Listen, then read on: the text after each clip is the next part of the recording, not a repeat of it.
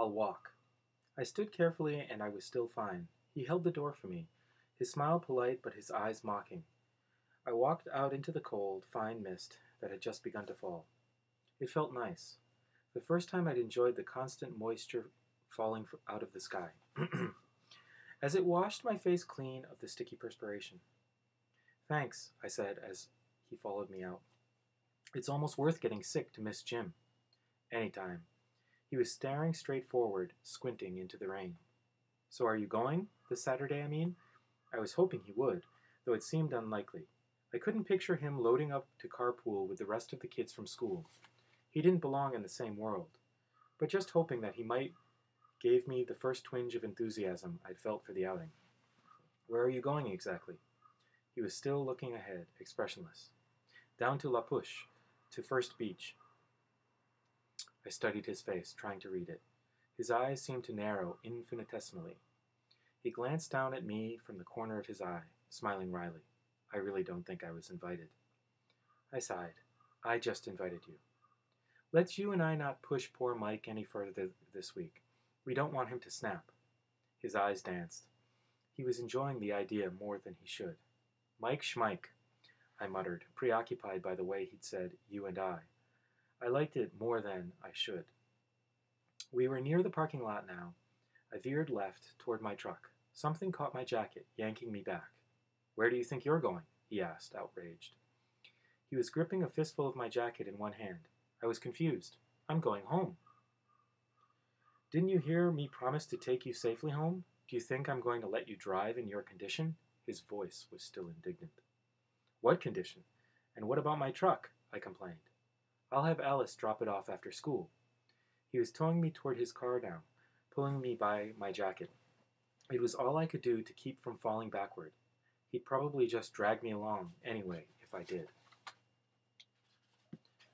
Let go, I insisted. He ignored me. I staggered along sideways across the wet sidewalk until we reached the Volvo. Then he finally freed me. I stumbled against the passenger door. You are so pushy, I grumbled. It's opened, was all he responded.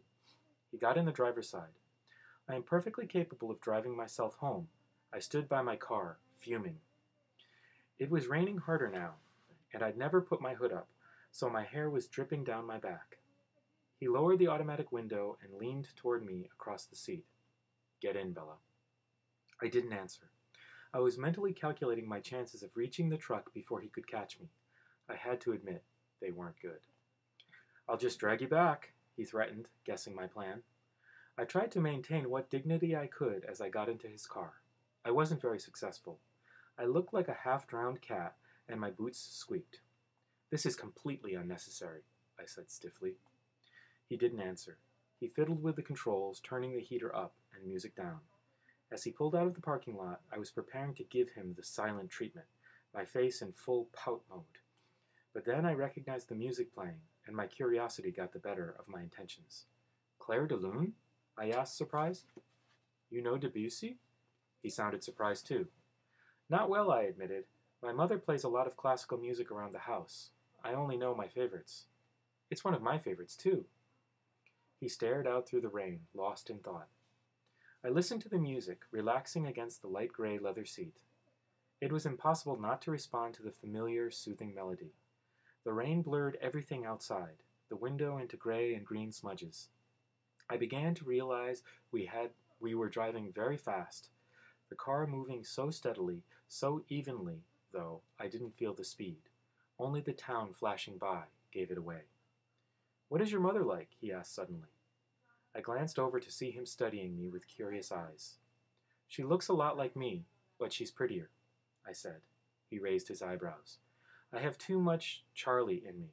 She's more outgoing than I am, and braver. She's irresponsible and slightly eccentric, and she's a very unpredictable cook. She's my best friend, I stopped. Talking about her was making me depressed. How old are you, Bella? His voice sounded frustrated. For some reason I couldn't imagine. He'd stopped the car, and I realized we were at Charlie's house already. The rain was so heavy that I could barely see the house at all. It was like the car was submerged under a river. I'm 17, I responded, a little confused. You don't seem 17. His tone was reproachful. It made me laugh. What? He asked, curious again. My mom always said I was born 35 years old and that I got more middle-aged every year. I laughed, and then sighed. Well, someone has to be the adult. I paused for a second. You don't seem much like a junior in high school yourself, I noted. He made a face and changed the subject. So why did your mother marry Phil? I was surprised he would remember the name. I'd mentioned it only once, almost 2 months ago. It took me a moment to answer. My mother, she's very young for her age. I think Phil makes her feel even younger.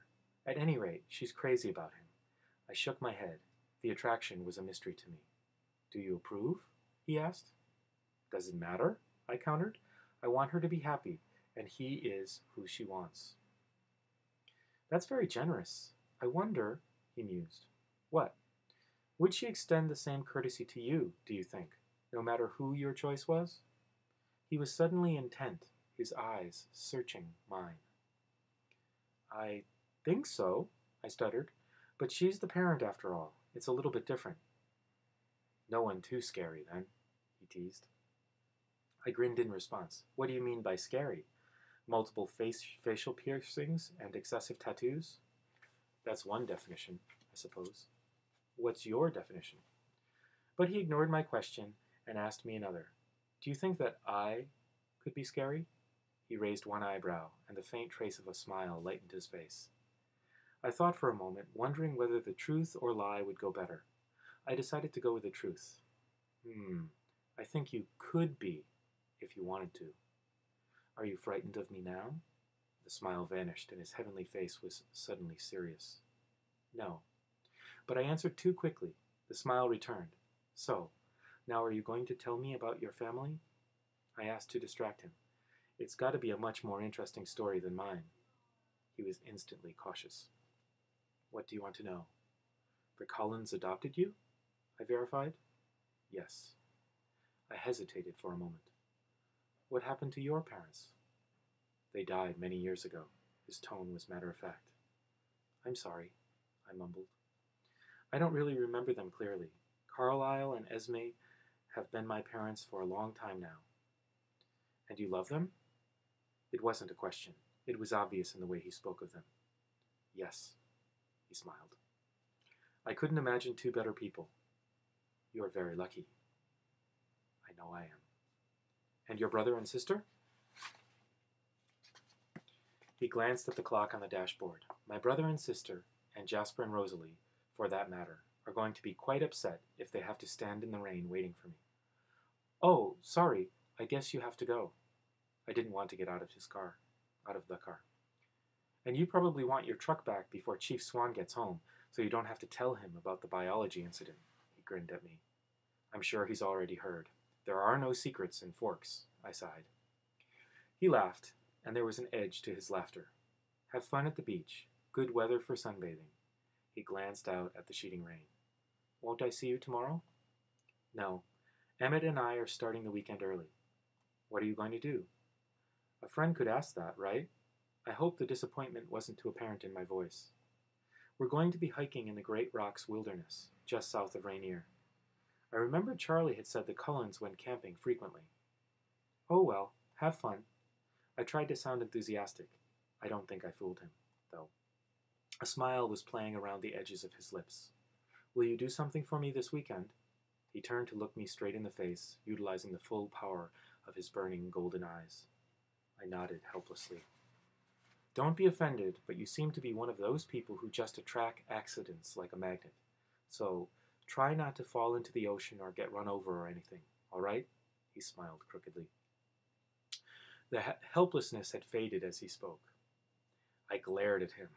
I'll see what I can do, I snapped as I jumped out into the rain. I slammed the door behind me with excessive force. He was still smiling as he drove away.